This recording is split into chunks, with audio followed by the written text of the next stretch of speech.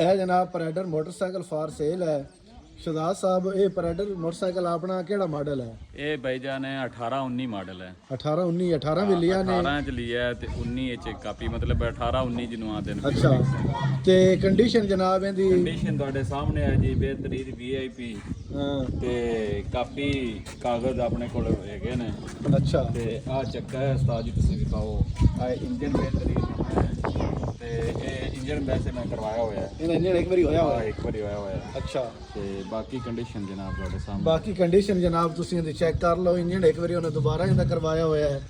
Motorcycle ਸਹੀ ਹਾਲਤ ਦੇ ਵਿੱਚ ਹੈ। ਸੀਟ ਵੀ ਪਿਛਲੀ ਆ ਬੈਕ ਲਾਈਟ ਵੀ ओवरऑल जनाब दोनों है दिखाइए मोटरसाइकिल ਤੇ ये शहजाद साहब सेल करना है ਮੇਰੇ ਆਪਣੇ ਨਾਮ ਹੈ, ਮੇਰੇ ਅੱਛਾ। ਆਪਣੇ ਨਾਮ ਹੈ ਜੀ।